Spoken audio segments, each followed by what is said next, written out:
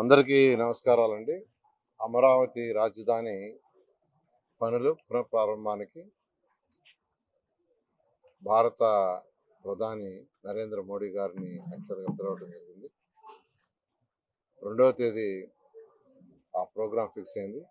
దానికి గాను ఇక్కడ ఏర్పాట్లను యాక్చువల్గా అధికారులు 90% వరకు పూర్తి చేశారు.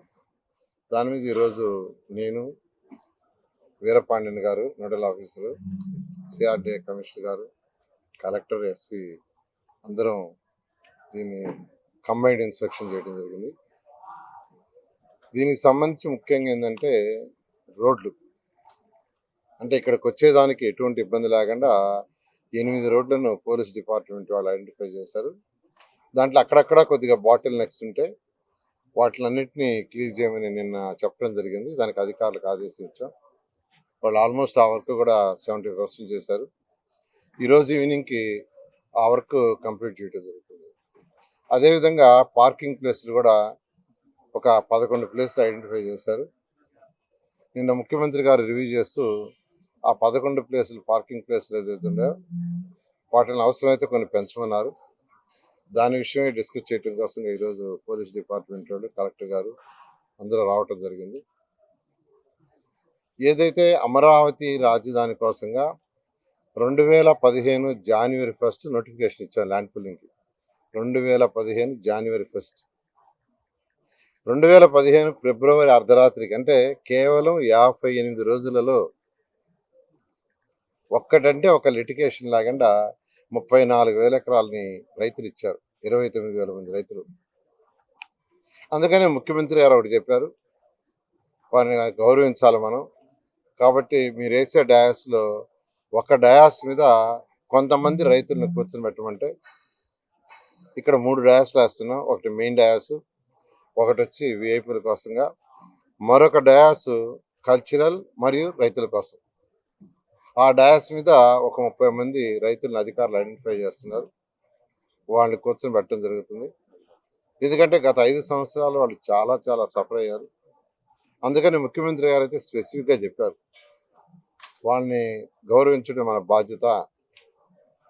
అందువల్ల మీరు వేసే డయాస్లో ఒక డయాస్ మీద కూర్చొని పెట్టమంటే ఆ విధంగా ఏర్పాటు చేశారు. అవి కూడా దాదాపు డయాస్ కూడా పూర్తిగా వచ్చినాయి. అంటే ఇది ప్రధాని ప్రోగ్రాం కాబట్టి సెక్యూరిటీ యాంగిల్లో ముఖ్యమంత్రి గారు అయితే ప్లాన్ చేశారు. బట్ సెక్యూరిటీ యాంగిల్లో కుదరదు అనే దాంతో, అంతేకాకుండా వాళ్ళు ఇచ్చింది 1 hour 15 minutes ఇచ్చారు కొత్త ప్రోగ్రాం. అందువల్ల అది ఎంతవరకు వీలవుతుందో చూడాలి. అది రైతులదే. అంటే యాక్చువల్గా డయాస్ మీద సన్మానించడానికి, ఎవరైనా పిలవటానికి సెక్యూరిటీ యాంగిల్లో ఇబ్బందులు ఉంటాయని చెప్పడం జరిగింది. కానీ ముఖ్యమంత్రి గారు అయితే వాళ్ళ కనీసం ఒక 3-4 ఇన్వైట్ చేయాలనుకున్నారు, ప్లాన్ చేశారు. అయితే సెక్యూరిటీ యాంగిల్లో కుదురుతుందో లేదో అది చూడాలి. అది సెక్యూరిటీ వాళ్ళు అక్కడి నుంచి మనకు పర్మిషన్ ఇవ్వాలి. అంటే ఎవరెవరు ఇన్విటేషన్ చేయాలనేది యాక్చువల్గా ఇవాళ మీటింగ్ ఉంది. ఆ మీటింగ్లో ఫైనల్ అవుతుంది. అసలు ఎవరికి భయం అవసరం లేదండి. రాజధాని అమరావతి ఏదైతే ఈరోజు వర్క్ చేస్తున్నా దాని మీద భూముల విలువ పెరిగినాయి.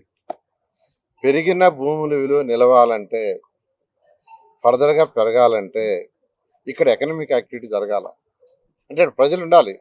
ప్రజలు లేకుండా ఉంటే ఆ విలువ పడిపోతుంది. సో ఎకనామిక్ యాక్టివిటీ జరగాలంటే ఖచ్చితంగా స్మార్ట్ ఇండస్ట్రీస్ రావాలి. స్మార్ట్ ఇండస్ట్రీస్ రావాలంటే కొంత ల్యాండ్ కావాలి. అసలు స్మార్ట్ ఇండస్ట్రీస్ రావాలంటే ఐటీ ఇండస్ట్రీస్ పెద్ద పెద్దవి. హైదరాబాద్లో ఆ రోజు సీఎం గారు పెద్ద పెద్ద కంపెనీలు పిలిచి వాళ్ళకి ల్యాండ్ ఇస్తే వాళ్ళు పెట్టబట్టి ఈరోజు హైదరాబాద్ అలా ఎదిగింది. అలా ఈ అమరావతి క్యాపిటల్ సిటీ కూడా ఎదగాలంటే ఇక్కడ పెద్ద పెద్ద కంపెనీలు, స్మార్ట్ ఇండస్ట్రీస్ రావాలి. వాళ్ళు రావాలంటే వాళ్ళు ఇంటర్నేషనల్ ఎయిర్పోర్ట్ నుంచి రారు. వాళ్ళు అక్కడ దిగి రారు.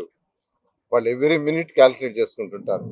అందువల్ల ఖచ్చితంగా ఒక ఇంటర్నేషనల్ ఎయిర్పోర్ట్ కట్టాలనే ఉద్దేశంతో, అంతేకాకుండా హైదరాబాద్ నగరం అసలు ఒక వైబ్రేషన్ వచ్చిందంటే ఆ రోజు నేషనల్ గేమ్స్ కండక్ట్ చేశారు సీఎం గారు. నేషనల్ గేమ్స్ కండక్ట్ చేసినప్పుడు అనేక ఇన్ఫ్రాస్ట్రక్చర్ వచ్చింది. అందుకని ఒక స్పోర్ట్స్ సిటీ కూడా ఇక్కడ ఏర్పాటు చేయాలని యాక్చువల్గా ఆదేశించారు. అలా ఒక స్పోర్ట్స్ సిటీ, ఒక స్మార్ట్ ఇండస్ట్రీస్, ఒక ఎయిర్పోర్ట్ రావాలంటే మరికొంత ల్యాండ్ కావాలి. దానికి కావాల్సిన ల్యాండ్ అక్విజిషన్ తీసుకోవచ్చు. మనకున్న చట్టాల ప్రకారం ల్యాండ్ అక్విజిషన్ అయితే రైతులు నష్టపోతారు. మరొకటి రైల్వే ట్రాక్ ఉంది. రైల్వే ట్రాక్ వస్తుంది. ఆ రైల్వే ట్రాక్ సంబంధించిన ఊళ్ళలో రైతులందరూ వచ్చి అడిగారు, సార్ మాది ల్యాండ్ పూలింగ్ లో తీసుకోండి, ల్యాండ్ అక్విజిషన్ తీసుకోవద్దు, ల్యాండ్ అక్విజిషన్ అయితే మేము చాలా నష్టపోతామని. ఇవన్నీ ఆలోచించిన తర్వాత ప్రజాప్రతినిధులు కూడా, సార్ ల్యాండ్ అక్విజిషన్ అయితే రైతులు నష్టపోతారు, ల్యాండ్ పూలింగ్ తీసుకోమని చెప్పడం జరిగింది. ఇప్పుడు ల్యాండ్ పూలింగ్ లో తీసుకోవాలని నిర్ణయించాం. అయితే అది కూడా ఇంకా అక్కడ ఉన్న ప్రజాప్రతినిధులతో మాట్లాడుతున్నాం. వాళ్ళు కూడా ప్రజలతో మాట్లాడమన్నాం. వాళ్ళందరి సమ్మతితో వాళ్ళందరూ ల్యాండ్ అక్విజిషన్ ఇవ్వమంటే ల్యాండ్ అక్విజిషన్ పోతాం, ల్యాండ్ పూలింగ్ ఇవ్వమంటే ల్యాండ్ పూలింగ్ అవుతాం. నిన్న కూడా ఎమ్మెల్యేలతో మాట్లాడాను. ప్రజలందరూ ల్యాండ్ పూలింగ్ తీసుకోమంటున్నారు. ఆ విధంగా వర్క్ జరుగుతుంది. ఎన్టీఆర్ స్టాచ్యూ 2014-19లోనే డిజైన్ చేసాం యాక్చువల్గా. అయితే ప్రభుత్వం పోయింది కాబట్టి గత ప్రభుత్వం దాన్ని వదిలేసింది. మళ్ళా దాన్ని కూడా డెవలప్ చేయాలనే దాంతో యాక్చువల్గా యూనిటీ ఆఫ్ స్ట్రాటజీ కూడా పోయి చూసి రావటం జరిగింది. నేను 2014-19లో కూడా అక్కడ విజిట్ చేసి వచ్చాను. అయితే మళ్ళీ ఇప్పుడు ఎందుకు పోయానంటే, ఈ 6 సంవత్సరాల్లో వాళ్ళు అక్కడ డెవలప్మెంట్స్ కొంత చేశారు. చక్కగా టూరిజం సంబంధించి పార్కులు డెవలప్ చేశారు, సఫారీ డెవలప్ చేశారు. ఇవన్నీ చేశారని తెలిసిన తర్వాత అక్కడికి పోయి వచ్చాను. ఆ రోజు 2014-19లో ఒక్కటి కూడా హోటల్ లేదు. ఇప్పుడైతే దాదాపు 16 hotels, 5 star, 4 star, 3 star hotels వచ్చినాయి. ఇవన్నీ స్టడీ చేసి వచ్చాము నేను, అధికారులు. అవన్నీ కూడా ఇంకా ముఖ్యమంత్రి గారికి వివరించలేదు. అంటే ముఖ్యమంత్రి గారు విదేశానికి వచ్చారు కాబట్టి ముఖ్యమంత్రి గారు వివరించి దాని మీద ముందు పోవడం జరుగుతుంది. హైదరాబాద్ లో ఆల్రెడీ ఒక ఎయిర్పోర్ట్ ఉండింది. అదే ఎయిర్పోర్ట్ ఉండి శంషాబాద్ ఎయిర్పోర్ట్ కానీ రాగానే ఉంటే ఈరోజు దిగే ఫ్లైట్లకి ఎక్కడ ప్లేస్ ఉండేది కాదు. ఆ రోజు ముఖ్యమంత్రి గారు ఎంతో దూరదృష్టితో రాబోయే 50 సంవత్సరాలను దృష్టిలో పెట్టుకుని ఆ రోజు శంషాబాద్ ఎయిర్పోర్ట్ 5,000 ఎకరాలు అక్వైర్ చేశారు. ఆ రోజు అందరూ ఎగతాళి చేశారు. ఎందుకు? ఇదే ప్రశ్న, మీరు వేసిన ప్రశ్నే. ఆల్రెడీ ఒక ఎయిర్పోర్ట్ ఉంది కదా, అది సరిపోతుంది కదని. కానీ ఈరోజు శంషాబాద్ ఎయిర్పోర్ట్ లేకుండా ఉంటే వచ్చే ఫ్లైట్లలో 10% కూడా దిగడానికి కుదరదు.